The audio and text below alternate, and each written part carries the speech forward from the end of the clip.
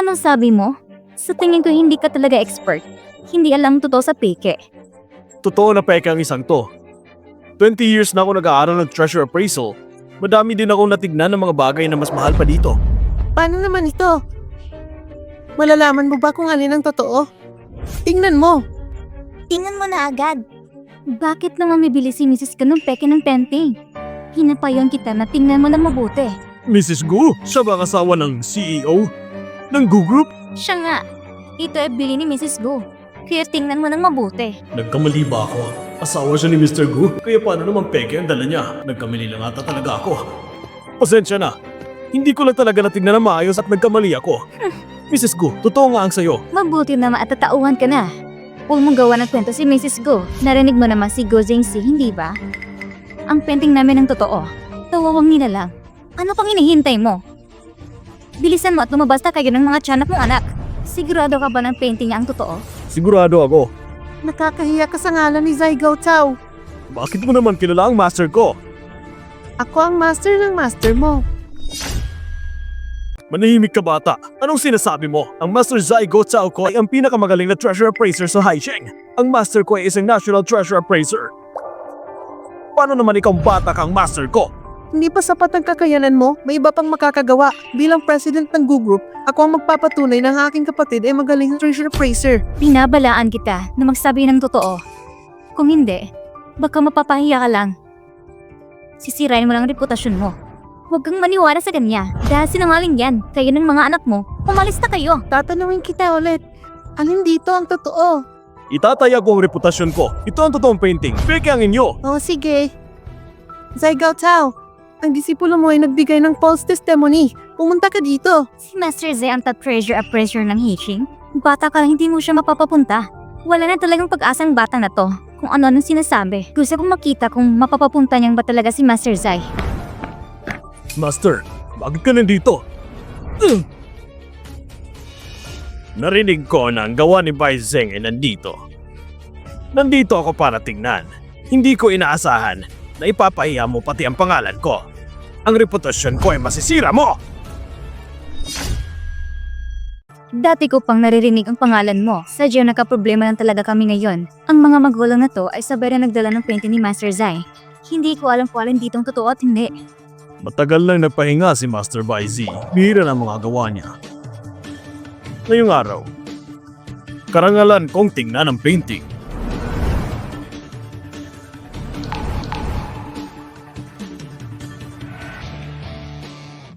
Kamusta po, Master Zai? Alin pong totoo at alin ang hindi? Master, siya pong asawa ni Mr. Go. Kalokohan! Dapat ay sinabi mo kung alin ang totoo. Peke naman to. Wala akong pake kung asawa siya ni Mr. Go. Sa dalawang painting na to, itong nasa kanan ang totoo.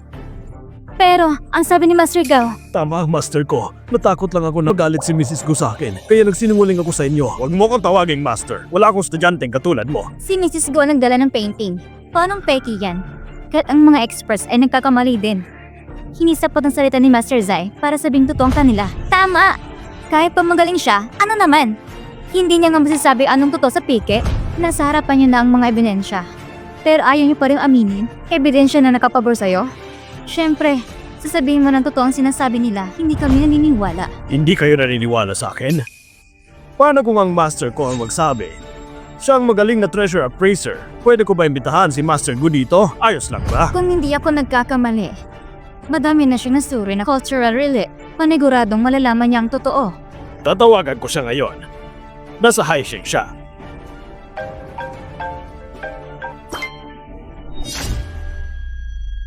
Siya? Hindi kaya ang tiyanak na yan ang sikat na si Master Go? Paano naman nangyari yun?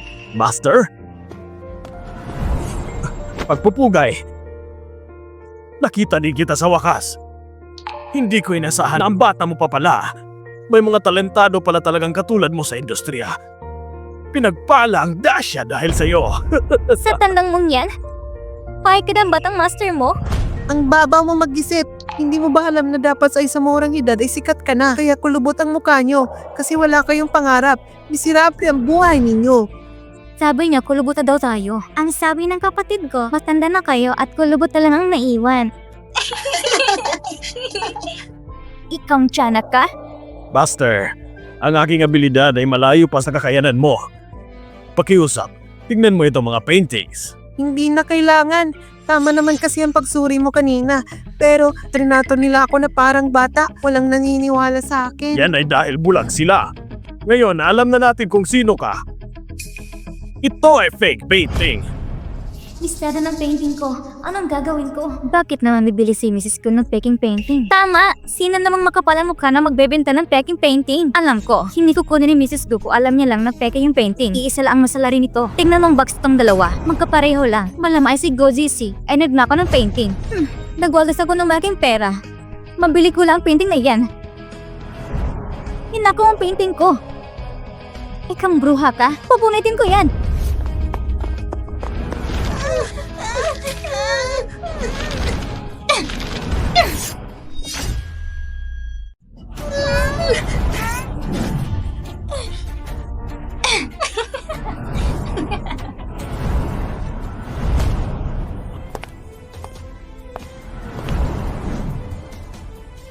Alam mo ba kung anong ginawa mo?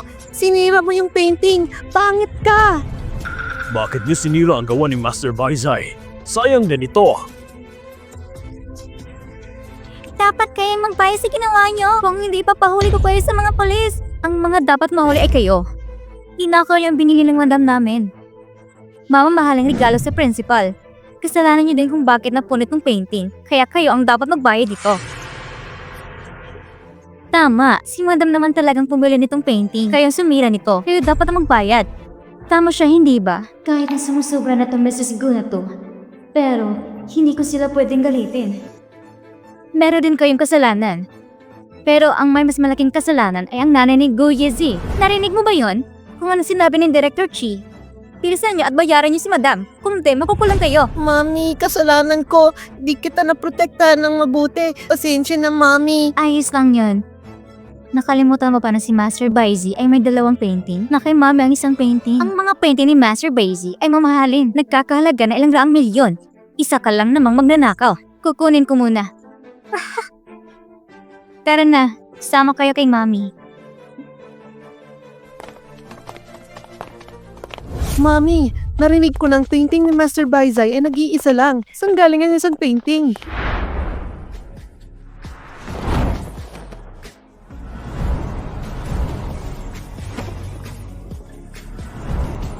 Wow! Wow! Mami, ikaw pala si Master Baizi? Natagalan ka ata sa pagbalik mo. Akala ko naman ay natakot ka na at tumakbo.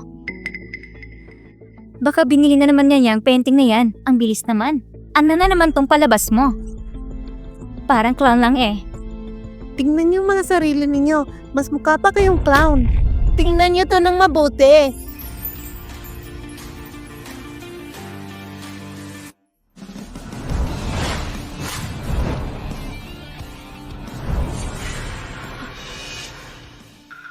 Pakitignan kung totoo ba talaga tong painting na to. Sige po. Sobrang ganda. Magkapareho lang nung kanina. Imposible. Ang pagguhit ng teknik na to.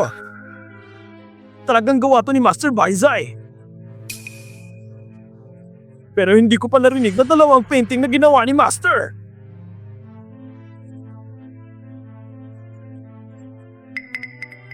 Meron akong original. Bakit ko naman nananakawin painting nyo? May dalawa akong paintings. Ang painting ninyo ay peke. Inakusahan niyo pa talaga ang mami ko. Sa inyo naman yung peke. Hindi niyo alam ang totoo sa peke. Kapal ng mukha ninyo at walang hiya. Peke ba talaga? Totoo bang sinasabi nila? Tayo ang malalagot dito. Peke nga ang nabili ko. Eh ano naman? Kaya ko siyang bigyan ng mamahaling regalo.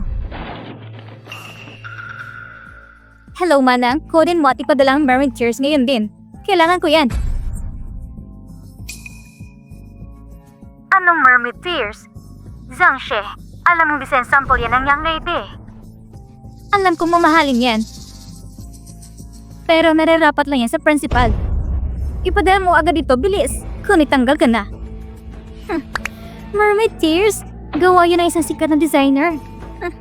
Si Master Yeming, yung asawa nga ng Prime Minister at sa kanya bumili ng design. Pero sabi nila, may misteryosong tao din nakabili. Mukhang si Madam ang tao na yun. Ang galing mo talaga, Madam. Mermaid Tears? Hindi ba't ang kapatid natin ang nag-design nun? Mukhang magandang palabas to.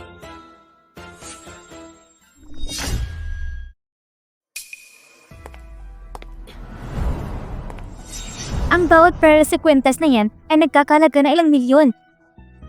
Ang pearls na yan ay nagkakalaga ng 10 milyon. Yung emerald na nasa gitna ay nag-iisa lang sa buong mundo. Sobrang ganda at nagkakalaga na ilang bilyon. Kahit di namin alam kung paano nakuha ni Gozesi ang painting ni Master Baizi. Mas mangmahal ang regalo ni Madam kaysa sa regalo niyo. Ayan ang napapala ninyo kapag ininsulto ninyo ang asawa ng presidente. May mga tao talaga na gusto lang magmayabang kahit saan. Hinitulan ng Madam namin ni may ibubuga talaga. Kung ako ikaw, wala na akong mukhang ikaharap para sa iba. Talaga ba? Gozesi, bilisan mo at kunin mo na tong sirang painting mo dito.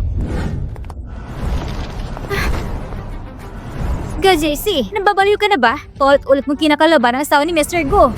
Gozesi, pinapayang kita na lumabas na lang dito. Mas malaga pa rin yung trabaho mo. Kung di, paano mo mapapalaki ang mga anak mo? Sa palang natin ngayon, mahirap na maging single mom. Hindi naman siguro dahil nandyan naman yung manager ng Hiyan, mukhang hindi maguguto ang mga anak niya. Tinutulungan siya palaki ng mga anak niya. Pangit na nga kayo, masama pang ugali. Ang mermaid tears na yan ay peke. Ano? Ang mermaid tears na to ay peke? Zihan, paano mo naman nalaman na peke? Dahil ako lang design ng necklace. Pinimigay ko na yan pero hindi si Mrs. Go ang may hawak.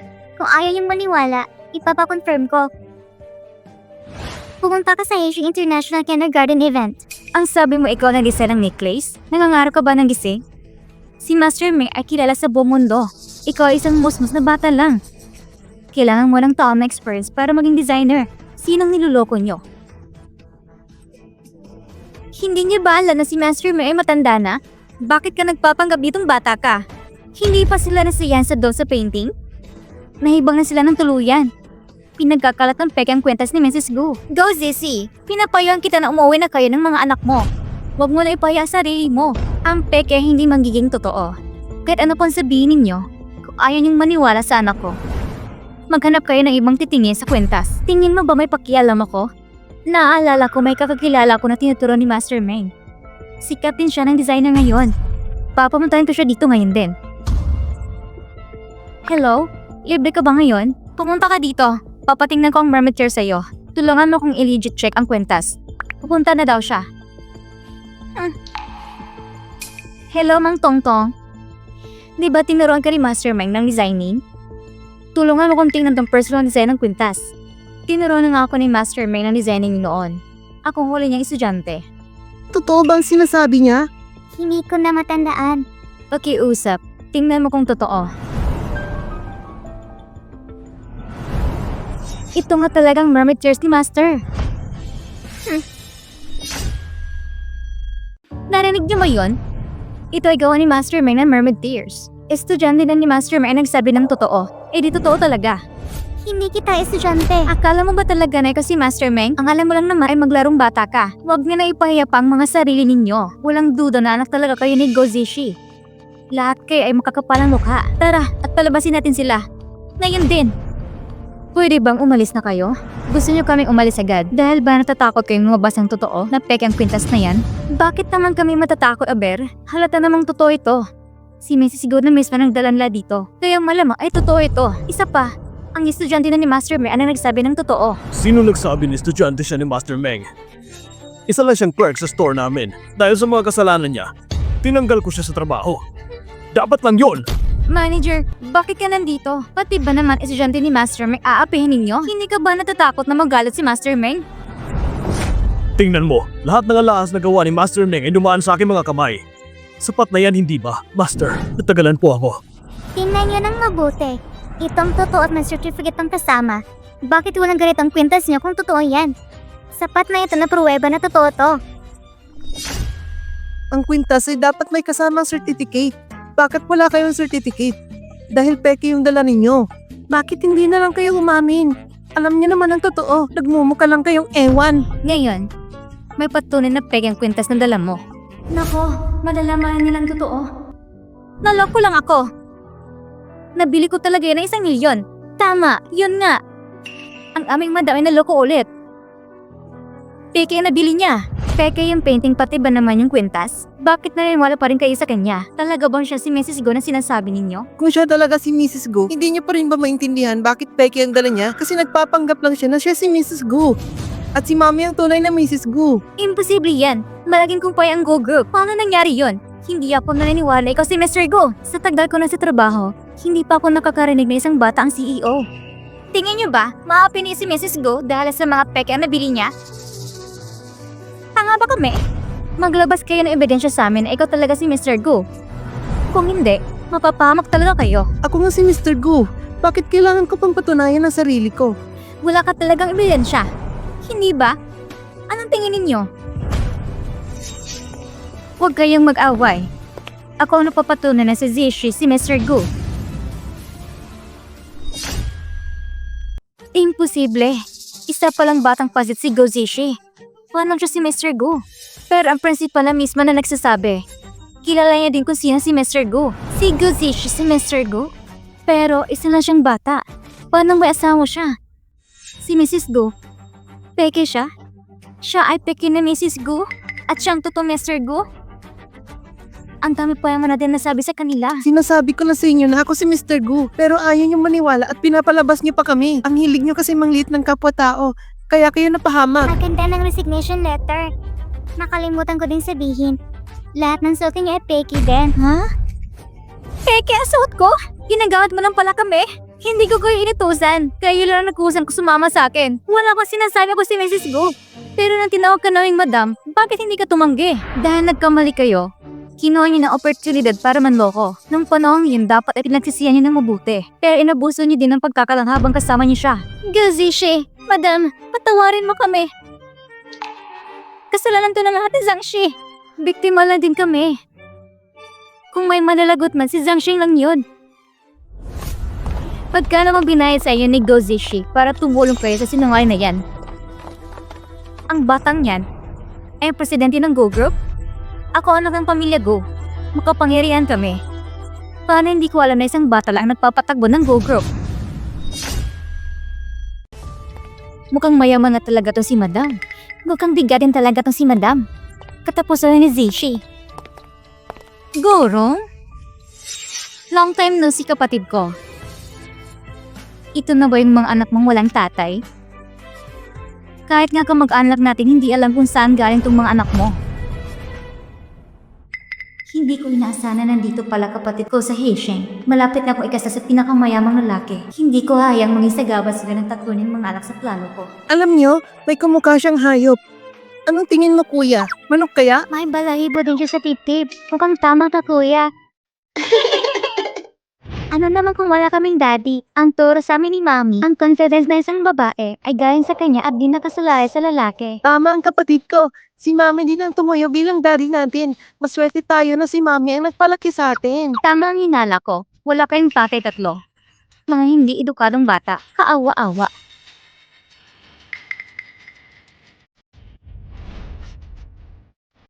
Ang batang to ay mukhang kasing edad lang nila ni Zishi.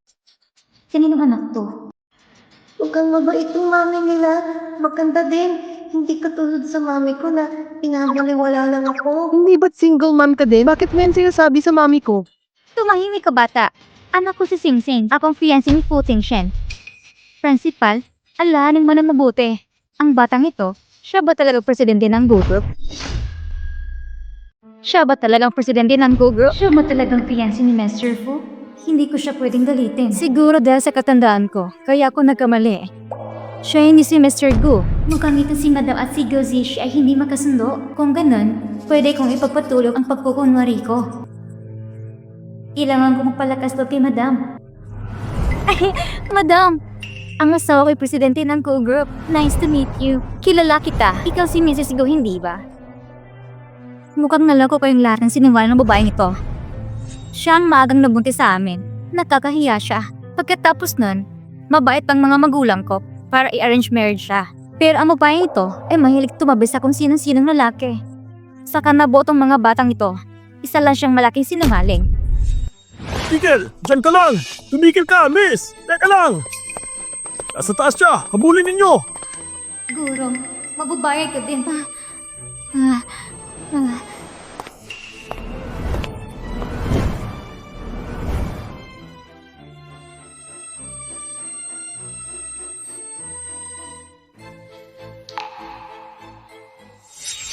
Gozichi, hindi naman alam na mahal ka pala talaga sa mga lalaki. Kaya pala yung manager sa Hayan ay nakapanig sa'yo. Muntik mo na kaming maloko. Nabuntis bago kinasal? Kahit nga ang tatay ng mga batang ito ay hindi sila kilala. Kaya pala lumaking sinungaling mga batang ito. Hindi sinungaling ang mami ko. May tatawagan ako para maniwala kayo ngayon. Hello, Mr. Fu. Nandito ako sa Haixing International Kindergarten. Mr. Fu? Hindi kaya si... Ikang bata ka? Bakit ka nanalakit? Tama lang ang ginawa ko. Anong tingin niyo sa amin? Hindi ba't kayo yung nauna? Bakit kayo natatakot? Kaya tama lang ang ginawa ng kuya ko ngayon. Hindi rin nakapagtataka na ang tanga-tanga ninyo. 5 taon din tayong di nakita, pero di ka pa rin nagbabago. Subukan mong saktan ng mga anak at di ko kayo mapapatawad. Go Zishi! Iniisip mo pa rin ba na ikaw ang panganay anak ng pamilya Go? Walang-wala ka kumpara sa akin. Alam mo bang kaya kitang tapakan ngayon din? Go Zishi! Si Madam Wal gusto kang gawa ng leksyon. Itong babaeng to. Nilalabas mo ng totoong basura mong ugali. Ang sabi ni Xiongzong Guangren na ang mga batang ito ay sinungaling. Dapat ituruan ng leksyon. Hindi kayo tumulad sa young master ng pinakamayamang pamilya. Sobrang layo ninyo. Go Zishi! 5 years ago na wala kang binatbat sa akin. Ngayon naman, walang binatbat ang mga anak mo sa anak ko. Security, palabasin niyo sila. Nandito kami para umatin sa parents meeting. Wala kang karapatan na palisin kami. Ako ang fiancé ng mayaman si Fu Tingshen. Kayo may karapatan ako. Security, palabasin niyo sila. Tumigil kayo!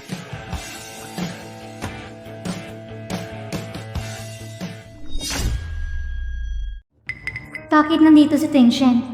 Dapat maayos ako kapag siya ang kaharap ko. Tingshen, kasama kong kapatid ko. Ang kapatid ko na problemado at nagkakahiya ang buhay kaya pinalaya sa aming pamilya. May 3 anak na pala siya at inaapi nila ako. Ang anak niya daw si Mr. Gu. Grabe ang mga tinuturo niya sa bata. Alam naman nating respetadong tao si Mr. Gu. Siya yung mayaman si Mr. Fu? Mas pogi pala siya malapitan.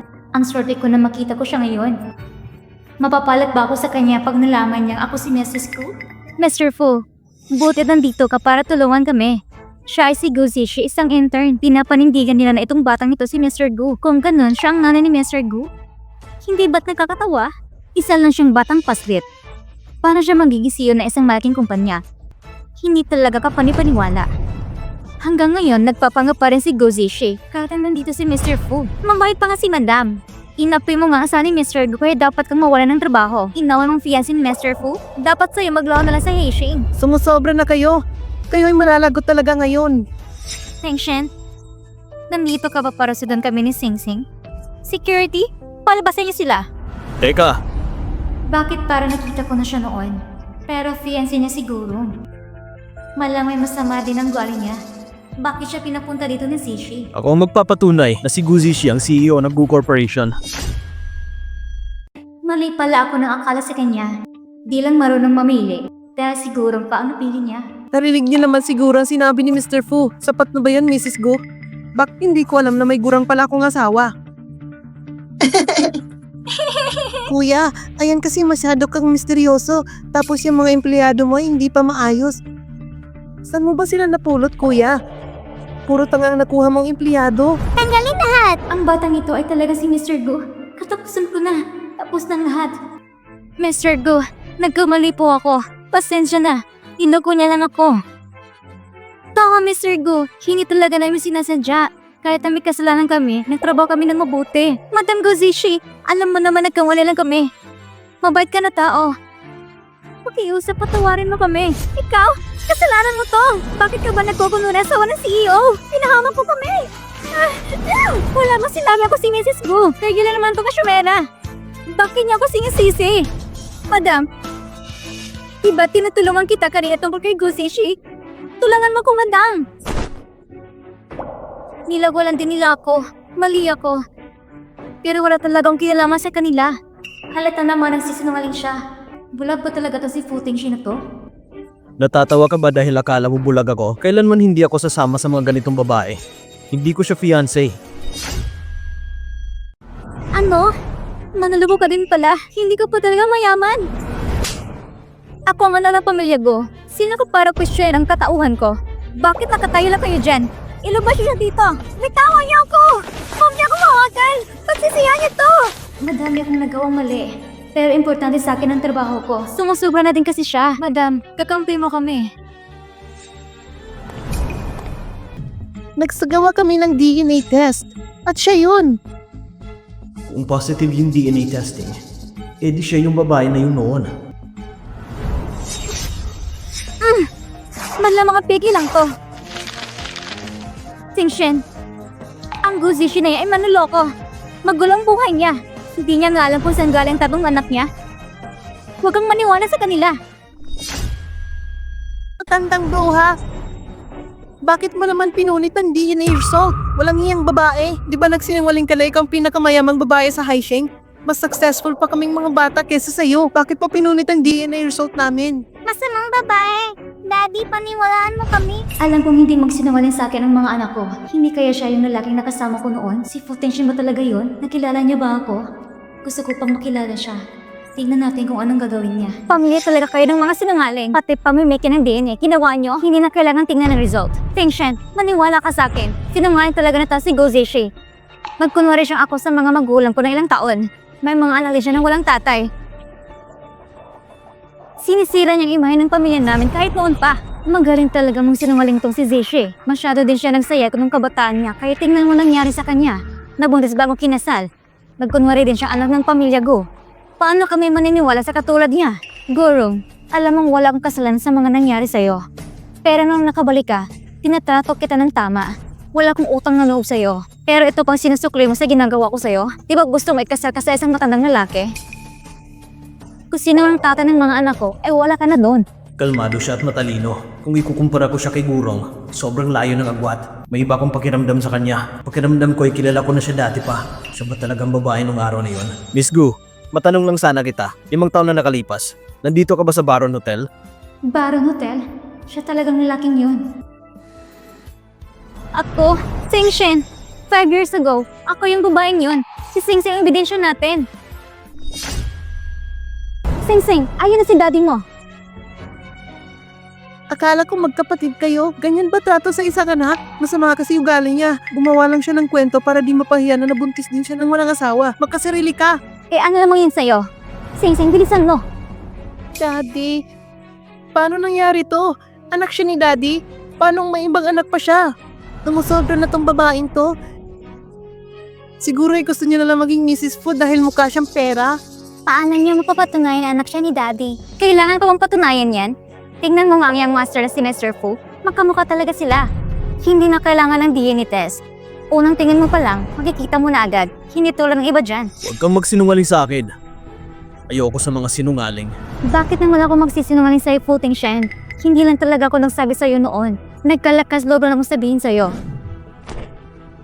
Ito ang DNA test niya ni Singsing.